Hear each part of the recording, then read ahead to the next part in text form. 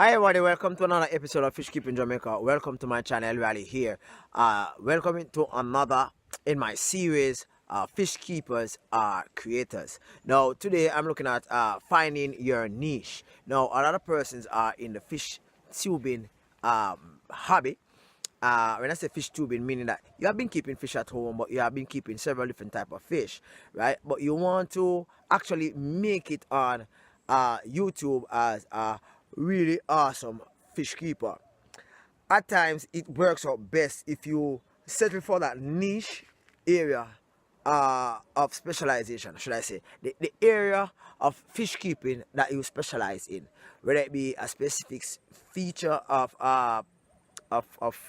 taking care of your fish. Let's say DIYs. You have a lot of ideas regards to how to make your aquarium clean, or you have a specific type of fish that you actually keep. I started with livebearers because I love to see when fish actually give birth, right? And then I started with cichlids because I went to a pet shop and I got over nearly 100 fries.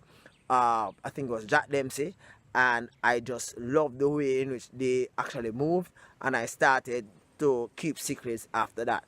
Let's listen to Matthew Moore from Matthew Moore Cichlids as he showed you his experience, right? Stay tuned. Raleigh, thanks for having me on, bro. I appreciate it. So, how did I get my niche? Well, I got into Shelleys and Tanganikans one day when I was on the south rim of the Grand Canyon, because before I had that, had Tanganikans, I had hats. I was a big hat guy, and with predator hats. I had a real nice setup. Well, I got a call saying that my apartment was being flooded from the apartment up on top of me. So what I had to do was I had to run home. Well, the only place that they could put me was in an apartment right next to me, and it was a handicap apartment that was smaller. So it meant I had to get rid of a lot of tanks, and I had to get rid of a lot of things to make that move, because I didn't have enough money to buy a house or make another move. So I had to sell some tanks and move into that one. And then I had to get creative and to keep myself into the hobby and kind of figure out what kind of cichlids I could get that were smaller. And then I came across the Shelleys, and then I remember that I liked them before, but then I really got into them. And Kevin Pitts helped me out with it a lot too during the beginning. He was a great help with that. And I've been with them ever since. And it's funny because I really love the shell dwellers, but I tend to like the trophius more. And it's, the sand dwellers, Cyprichromis, trophius, and I'd say shell dwellers, probably my favorite ones. But I still derive from my Hap Nation roots.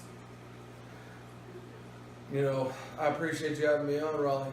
Thanks for having me, John. So there you have it. Everybody starts off fish keeping different way, right?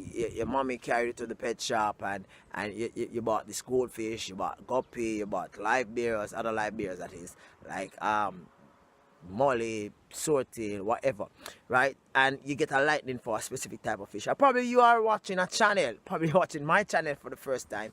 You fall in love with fish and you started to, keep fish, right? Whatever was that reason, whatever is that reason for you to start fish keeping.